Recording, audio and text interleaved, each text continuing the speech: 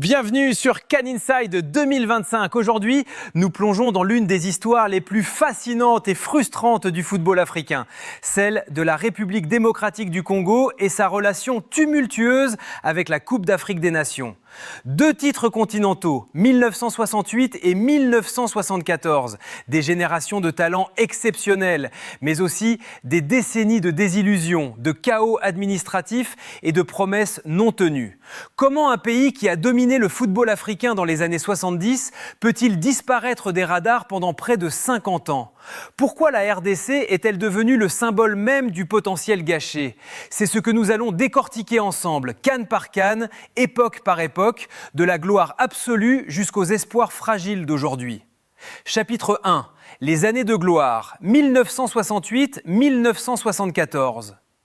Pour comprendre la frustration actuelle des supporters congolais, il faut d'abord revisiter l'âge d'or. Car oui, il y a eu un âge d'or. Et quel âge d'or ? 1968, Addis Abeba, Éthiopie. La CAN ne compte que 8 équipes. Le Congo-Kinshasa, comme on l'appelle encore à l'époque, participe à sa toute première édition. Personne ne les attend, personne ne les connaît vraiment.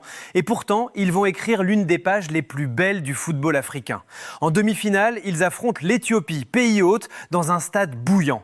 Le Congo gagne 2-0. En finale, c'est le Ghana, double champion d'Afrique en titre, qui les attend. Le Ghana des années 60, c'est l'équivalent de l'Égypte moderne, une machine à gagner, une dynastie. Mais le Congo ne tremble pas. Le match se termine 1-1 après le temps réglementaire. Pas de prolongation à l'époque, on rejoue le lendemain. Et là, le Congo écrase le Ghana 3-0. Une humiliation totale. Le héros du jour s'appelle Pierre Kalala Mukendi. 2 buts en finale. Un attaquant élégant, technique, mortel devant le but. Le premier grand joueur congolais de l'histoire. Ce sacre de 1968 n'est pas un accident. C'est l'émergence d'une école de football congolaise basée sur la technique, le dribble et la créativité individuelle. Mais le Congo ne s'arrête pas là. En 1972, au Cameroun, ils atteignent la finale. Ils perdent au tir au but face au Congo-Brazzaville, leur voisin. Une crève-cœur, mais la confirmation, le Congo-Kinshasa est une puissance. Puis vient 1974, en Égypte. Le Congo, désormais rebaptisé Zaïre sous le régime de Mobutu, arrive en finale face à la Zambie. Cette finale est l'une des plus légendaires de l'histoire de la CAN. Le match se joue à 2 reprises après un premier match nul 2-2. Lors de la seconde confrontation, le Zaïre s'impose 2-0. Ndaye Moulamba, l'attaquant phénomène, inscrit 9 buts dans le tournoi. Un record qui tiendra pendant plus de 30 ans. 9 buts. C'est colossal. À ce moment précis, en 1974, le Zaïre est au sommet du football africain. Champion d'Afrique et quelques mois plus tard, première équipe d'Afrique subsaharienne à participer à une Coupe du Monde en Allemagne. Tout semble possible. Le Zaïre a les joueurs, l'engouement populaire, les infrastructures. Le futur semble radieux. Mais tout va s'effondrer. 1976-1996. Après 1974, le Zaïre ne gagnera plus jamais la CAN. Pire, il va entrer dans une spirale de déclin qui va durer des décennies.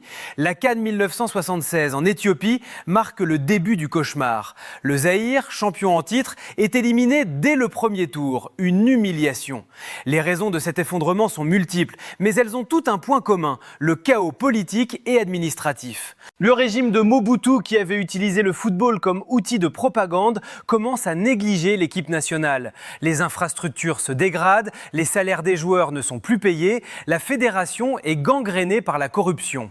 En 1978, le Zaïre ne se qualifie même pas pour la CAN. C'est un séisme. Le double champion d'Afrique disparaît des radars. Les années 80 sont un désert. Le Zaïre participe à quelques éditions, mais sans jamais briller. En 1988, ils atteignent les demi-finales au Maroc, mais perdent face au Cameroun. Une lueur d'espoir vite éteinte. Car le vrai problème, ce n'est pas le manque de talent. Le Congo a toujours produit des joueurs exceptionnels. Le problème, c'est l'organisation. Les joueurs évoluant en Europe ne veulent plus venir en sélection. Pourquoi ? Parce que les conditions sont catastrophiques. Pas de primes, pas de logistique, pas de sérieux. Des histoires circulent, des joueurs qui dorment à 4 dans une chambre d'hôtel, des déplacements en bus pendant des heures, des matchs sans préparation. c'est le chaos. En 1996, le pays change de nom. Le Zaïre devient la République démocratique du Congo. Mais sur le plan footballistique, rien ne change. La CAN 1996 en Afrique du Sud se joue sans la RDC. Ils ne se sont pas qualifiés. À ce moment-là, le Congo n'est plus une puissance, c'est un souvenir, une légende oubliée. Les anciens parlent de 1968 et 1974 comme on parle d'un mythe. Mais dans l'ombre, une nouvelle génération se prépare. La fin des années 90 et le début des années 2000 marquent le retour de la RDC sur la scène continentale. Mais ce retour est chaotique, frustrant et souvent douloureux. CAN 1998 au Burkina Faso, la RDC se qualifie enfin après des années d'absence. L'enthousiasme est immense, le pays entier y croit, mais l'équipe est éliminée dès le premier tour, une déception. CAN 2000 au Nigeria, même scénario, qualification, espoir, élimination précoce. Les léopards, comme on les appelle, ne rugissent pas, ils miaulent. Mais en 2002, quelque chose change. La CAN se joue au Mali et la RDC réalise un parcours honorable. Ils atteignent les quarts de finale avant de tomber face au Cameroun, futur champion. C'est un signe, la RDC peut rivaliser avec les grands. Mais elle manque encore de régularité, de cadre, de stabilité. Les années 2000 voient l'émergence de joueurs congolais exceptionnels en Europe. Youssouf Moulumbu à West Bromwich, Dieu merci Mbokani à Anderlecht puis à Wolfsburg, Chancel Mbemba à Newcastle, Cédric Bakambu en Chine puis à Marseille. Le talent est là. Toujours. Mais la fédération congolaise reste un désastre. Les convocations sont tardives, les joueurs européens hésitent à venir, les salaires ne sont toujours pas payés. CAN 2013 en Afrique du Sud. La RDC se qualifie avec un effectif prometteur. Ils passent le premier tour, battent le Ghana en quart de finale dans un match épique. Le pays explose de joie. En demi-finale, ils affrontent le Mali. Le match est équilibré, intense. Il se termine 1-1 après 120 minutes. Tir au but, et là, c'est le drame. La RDC perd 4-3 à un tir au but d'une finale. Cette élimination fait mal, très mal, parce que cette équipe avait tout pour aller au bout. Mbokani, Bolassi, Moulumbu, un collectif solide. Mais une fois de plus, la RDC échoue au pire moment. CAN 2015 en Guinée équatoriale, nouveau scénario cruel. La RDC domine le Ghana en quart de finale. Il mène 2-1 à la 80e minute. Victoire en vue. Mais le Ghana égalise dans les dernières secondes. Prolongation, tir au but, élimination. Encore les tirs au but, encore le Ghana, encore la frustration. C'est devenu une malédiction. À ce stade, les supporters congolais commencent à perdre patience. Ils en ont assez des si seulement. Si seulement on avait marqué ce but, si seulement on avait tenu les 10 dernières minutes, si seulement la fédération était compétente. La RDC est condamnée à être presque bonne, jamais excellente. Le renouveau manqué, 2017-2019. En 2017, la CAN se joue au Gabon. La RDC arrive avec des ambitions. Une génération de joueurs matures, expérimentés, évoluant dans de grands championnats européens. Yannick Bolasie à Everton, Chancel Mbemba à Newcastle, Cédric Bakambu, meilleur buteur du championnat chinois, Nisken Skebano à Fulham. Le potentiel est énorme. Mais la réalité est cruelle. La RDC termine 3e de son groupe derrière le Maroc et la Côte d'Ivoire. Ils affrontent le Ghana en 8e de finale. Encore le Ghana, encore l'élimination. 2-1. Le Ghana est devenu le cauchemar récurrent de la RDC. Une malédiction qui dure depuis des années. CAN 2019 en Égypte. Nouveau format, 24 équipes, plus de chances de se qualifier. La RDC passe le premier tour sans briller. En 8e, il tombe sur Madagascar, la sensation du tournoi. Madagascar, une équipe qui découvre la CAN, élimine la RDC 2-2, puis 4-2 au tir au but. Une humiliation totale. Comment une équipe avec autant de talents individuels peut-elle perdre face à Madagascar ? La réponse est simple. Il n'y a pas d'équipe. Il y a des joueurs, mais pas de collectif. Les problèmes structurels ressortent encore. Pas de préparation sérieuse, des joueurs qui arrivent la veille du match, une fédération qui ne paie pas les primes promises, des tensions internes, du n'importe quoi. Après cette élimination, les critiques explosent. Les médias congolais parlent de honte nationale. Les supporters réclament des têtes. Mais rien ne change. La Fédération congolaise de football est un organisme politique. Les présidents se succèdent, mais les problèmes restent. Détournement de fonds, népotisme, incompétence. C'est un cycle sans fin. Et pendant ce temps, la génération dorée vieillit. Mbokani prend sa retraite internationale. Bolasie n'est plus le même après sa grave blessure. Moulumbu raccroche les crampons. Le temps presse, mais la RDC n'avance pas. La CAN 2021 et l'espoir fragile. La CAN 2021, reportée à 2022 à cause du Covid, se joue au Cameroun. La RDC se qualifie avec difficulté, l'équipe est en transition, les anciens sont partis, les jeunes ne sont pas encore prêts. Le sélectionneur est Hector Cooper, un Argentin expérimenté, mais son approche défensive ne plaît pas. Le football congolais est historiquement offensif, créatif. Cooper veut de la solidité, du bloc bas, c'est un choc culturel. Au premier tour, la RDC termine deuxième de son groupe, rien de spectaculaire. En huitième de finale, ils affrontent le Maroc. Le match est serré, 1-1 après le temps réglementaire, prolongation, toujours 1-1, tir au but. Et là, nouveau cauchemar, la RDC perd 4-1. Encore les tirs au but, encore l'élimination cruelle, mais cette fois, quelque chose est différent. Il n'y a pas de colère, il y a de la résignation.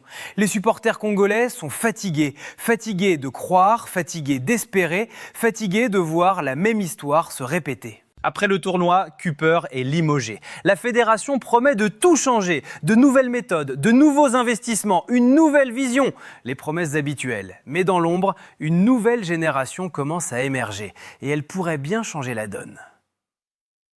Nous sommes en 2025. La CAN se joue au Maroc. Et pour la première fois depuis longtemps, il y a un vrai espoir. Pas un espoir naïf, mais un espoir fondé. Pourquoi ? Parce que la nouvelle génération congolaise est exceptionnelle. Et cette fois, elle évolue dans les plus grands clubs européens. Meshak Elia à Bâle, puis aux Young Boys de Berne. Silas Wamangituka à Stuttgart. Omenouke Mfoulou dans le championnat qatari. Samuel Moutoussamy à Nantes. Gaël Kakuta, le vétéran, toujours présent. Mais surtout, il y a les jeunes prodiges. Gaël Kakuta a 33 ans, mais il est toujours capable de briller. Yohan Wissa à Brentford en Première Ligue. Aaron Chibola qui revient au premier plan.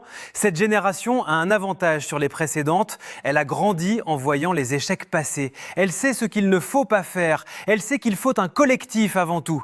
Le sélectionneur actuel, Sébastien Desabre, un Français, a imposé une discipline stricte. Fini les arrivées tardives, fini les caprices de stars. Tout le monde est logé à la même enseigne. Desabre a aussi mis en place un jeu pragmatique mais efficace. Un 4-3-3 solide en phase défensive mais capable de transition rapide. Il a compris que la RDC ne gagnera pas en jouant un football académique. Elle doit jouer avec son ADN. Vitesse, percussion, créativité en contre-attaque. Au premier tour de cette CAN 2025, la RDC a bien démarré. Une victoire face à la Tanzanie 2-0, un match nul face au Maroc 1-1, puis une victoire face à la Zambie 3-1. Qualification pour les huitièmes de finale. Jusque-là, tout va bien. Mais c'est maintenant que tout se joue. En huitième, la RDC affronte le Sénégal, champion d'Afrique en titre. Un test grandeur nature. Le Sénégal de Sadio Mané, d'Edouard Mendy, de Kalidou Koulibaly. Le match est prévu dans 3 jours. L'angoisse monte à Kinshasa. Les mêmes questions reviennent. Va-t-on craquer ? Va-t-on perdre au tir au but ? Va-t-on gâcher encore une fois ? Mais cette fois, il y a quelque chose de différent. Les joueurs parlent différemment.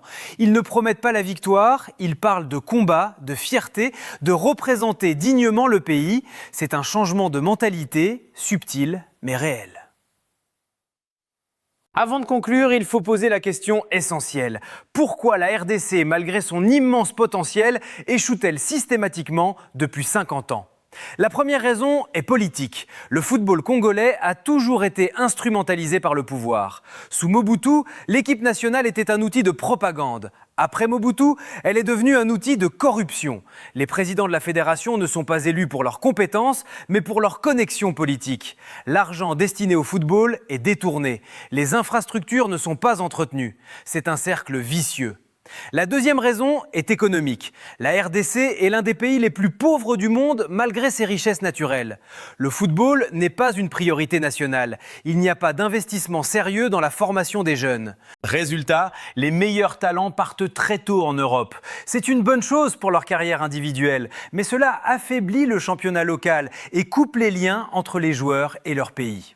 La troisième raison est culturelle. Le football congolais a toujours privilégié le talent individuel au détriment du collectif. On veut des dribbleurs, des artistes, des génies du ballon. Mais on néglige la tactique, la discipline, l'organisation. C'est magnifique quand ça marche, mais ça ne suffit pas pour gagner des trophées. La quatrième raison est psychologique. La RDC porte le poids de son passé. Les joueurs actuels connaissent l'histoire. Ils savent que leur pays était champion d'Afrique. Ils savent qu'on attend d'eux qu'ils ramènent la gloire. Cette pression est écrasante. Et elle se ressent dans les moments clés. Les tirs au but ratés, les erreurs défensives dans les dernières minutes, les occasions manquées. C'est mental avant d'être technique. Enfin, il y a le problème de la diaspora. Des millions de Congolais vivent à l'étranger. Beaucoup de joueurs sont nés en Europe et ont grandi là-bas. Ils n'ont parfois jamais mis les pieds en RDC. Pour eux, jouer pour les Léopards est un choix de carrière, pas une passion viscérale. Et ça se sent sur le terrain. Il manque cette rage, cette envie de mourir pour le maillot. Ces 5 raisons expliquent pourquoi la RDC est le plus grand gâchis du football africain. Tout est là, le talent, la passion populaire, l'histoire glorieuse, mais rien ne fonctionne. Là alors, où en est la RDC aujourd'hui? Peut-elle enfin briser la malédiction et ramener un 3e titre continental? Honnêtement, c'est difficile à dire. L'espoir est là, la nouvelle génération a du potentiel. Mais l'histoire nous a appris à ne jamais crier victoire trop tôt avec la RDC. Ce qui est certain, c'est que le football congolais est à un tournant. Soit cette génération réussit et inspire les suivantes, soit elle échoue et le cycle recommence. La RDC est le symbole parfait du football africain. Un immense potentiel, mais une incapacité chronique à le transformer en résultat. C'est frustrant, c'est tragique, mais c'est aussi fascinant. Car malgré tout, malgré les échecs, malgré les déceptions, les Congolais continuent d'y croire. Chaque CAN, ils espèrent. Chaque génération, ils rêvent. Et peut-être qu'un jour, ce rêve deviendra réalité. Peut-être qu'un jour, les Léopards rugiront à nouveau. Peut-être qu'un jour, 2025 ou 2027 ou 2030, la RDC soulèvera ce trophée. En attendant, l'histoire continue. Match après match, CAN après CAN. Et nous serons là pour la raconter. Dites-moi en commentaire, croyez-vous en cette génération congolaise? Pensez-vous que la RDC peut battre le Sénégal? Quel est selon vous le plus grand problème du football congolais? Merci d'avoir suivi cette analyse sur CAN Inside 2025. Abonnez-vous, likez, partagez. On continue de décortiquer l'histoire du football africain avec passion et rigueur. À très bientôt pour le prochain épisode.